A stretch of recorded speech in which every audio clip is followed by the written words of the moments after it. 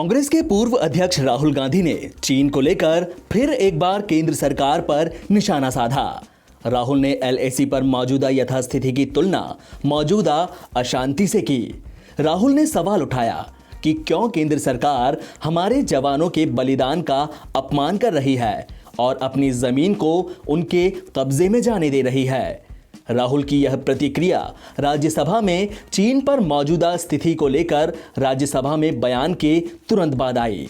रक्षा मंत्री राजनाथ सिंह ने गुरुवार को कहा कि भारत अपनी 1 इंच जमीन भी किसी को लेने नहीं देगा और इसी दृढ़ संकल्प का ही नतीजा है कि हम पूर्वी लद्दाख में चीन के साथ सीमा पर जारी गतिरोध के मद्देनजर समझौते की स्थिति पर पहुंचे हैं।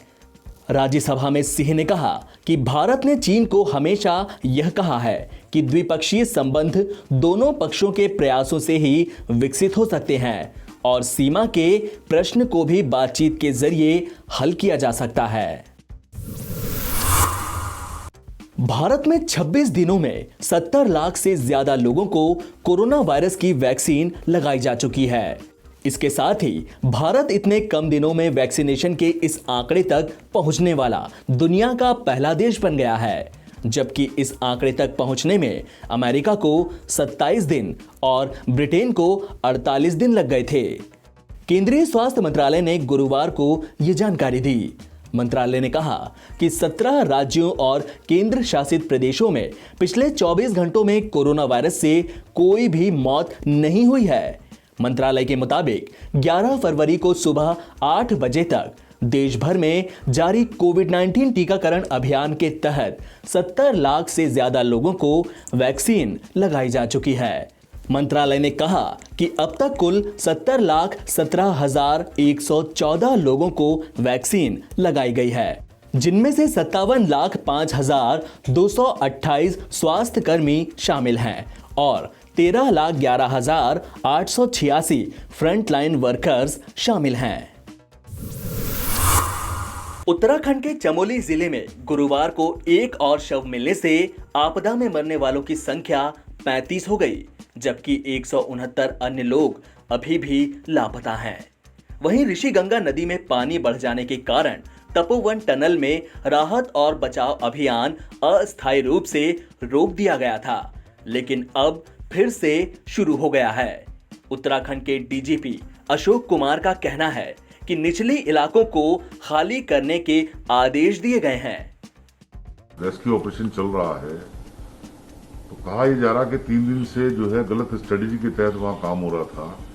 क्या इस बारे में कुछ बताएंगे? देखिए, ऐसा कुछ नहीं है।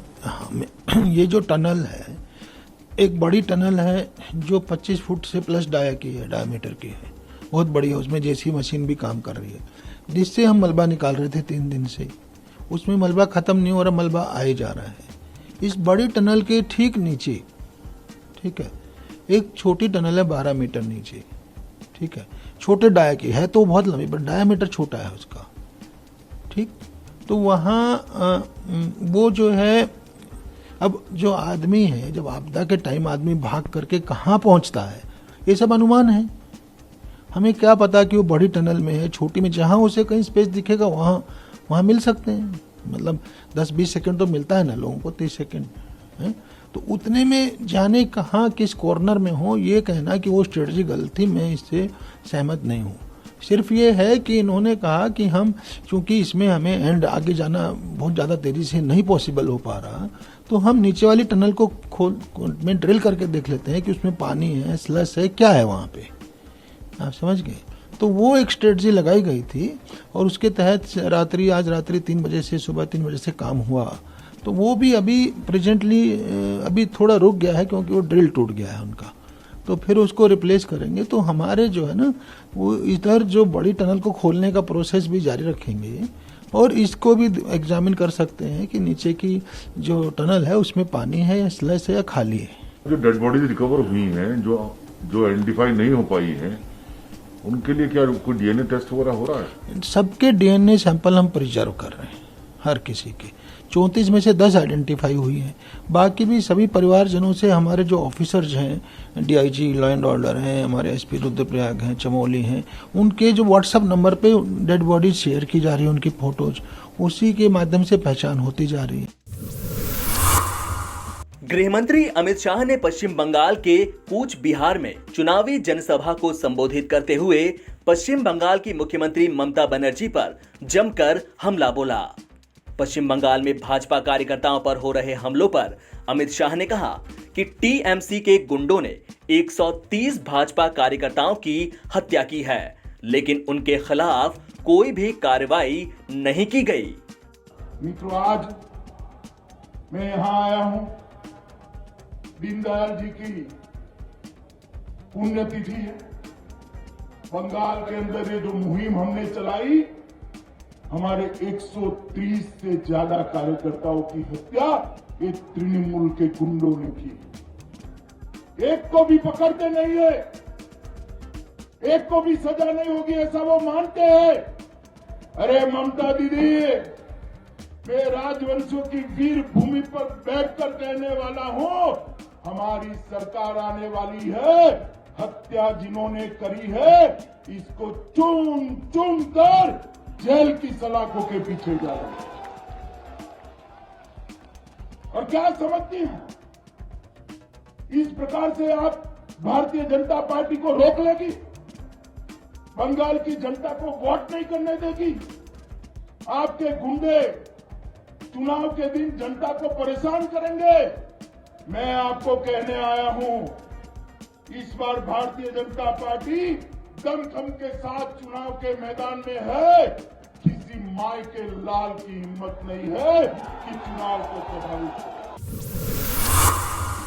महाराष्ट्र के डिप्टी सीएम और एनसीपी नेता अजीत पवार ने ईवीएम मशीन पर सवाल उठाने को लेकर सरकार में अपनी ही सहयोगी पार्टी कांग्रेस पर सवाल उठाए हैं।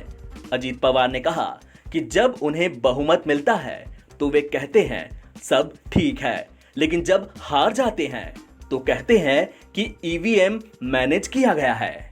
हमारा ये कहना है कि ये ईवीएम मशीन जब थे तब भी कांग्रेस का गवर्नमेंट राजस्थान में आया है ना, तब भी उसमें अलग अलग पंजाब में आया है।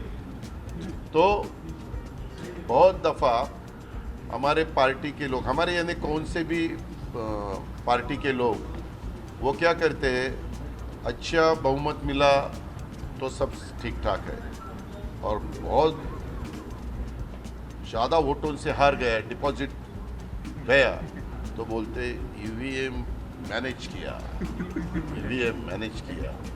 या समझो 48 सीट्स है मेंबर ऑफ पार्लियामेंट के, और उसमें किसी के 1 आए, किसी के 4-5 आए, तो वो भी उनके कार्यकर्ता बोलते हैं अरे हमारा गांव में तो इतना अच्छा वोटिंग हुआ, अपने को तो 10,000 में से 8,000 मिलना ही चाहिए।